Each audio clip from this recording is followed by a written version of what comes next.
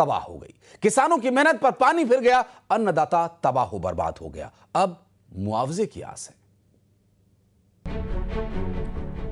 खेतों में तबाही का मंजर, फसलें हो गई बर्बाद, किसानों की गुहार, सरकार से मदद की गुहार।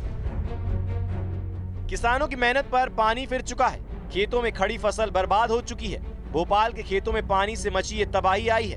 भोपाल के खेतों में पानी से मची ये तबाही आई है विदिशा से। विदिशा के सम्राट अशोक सागर परियोजना हलाली डैम से पानी छोड़ा गया है तो भोपाल में सैलाब आ गया और फसलें 2 से 3 फीट तक डूब गईं। 16 से ज्यादा गांवों में हलाली डैम के पानी ने फसलों को हलाल कर दिया।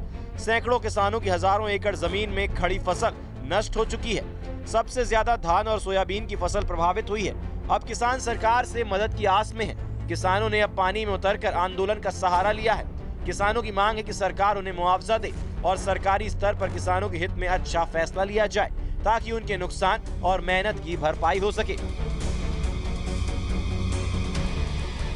ये परेशानी है करौत खुर्द गांव है, भोपाल से 18 किलोमीटर।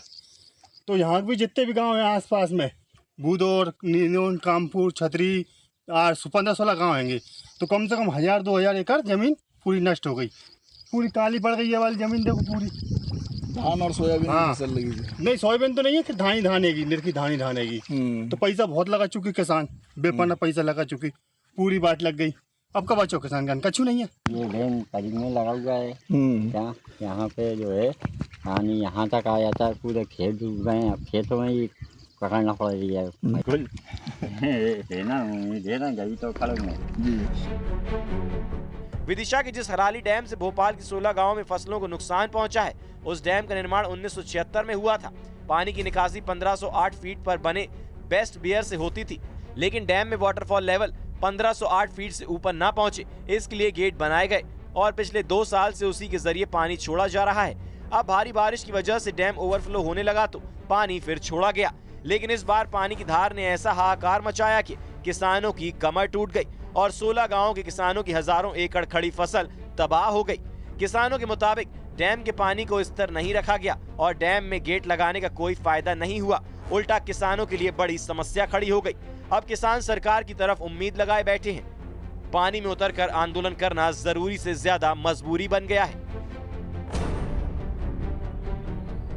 इस वक्त मौजूद है राजधानी भोपाल के हलाली डैम के कैचमेंट एरिया में, जहां पानी बहुत ज़्यादा तादाद में डैम से छोड़ा गया है और ये पानी अब खेतों में भर चुका है, जिससे लगभग 16 से ज़्यादा गांव यहाँ प्रभावित हैं और जो है यहाँ सोयाबीन और धान की फसल बुरी तरह से बर्बाद हो चुकी है। आप ये देख रहे होंगे इस समय ये खेतों में पानी भरा हुआ है, ग्रामीण भी अपने इन खेतों में नहीं जा पा रहे हैं और सैकड़ों एकड़ एरिया में ये धान और सोयाबीन की जो फसल लगी हुई थी जो पूरी तरह बर्बाद हो चुकी है।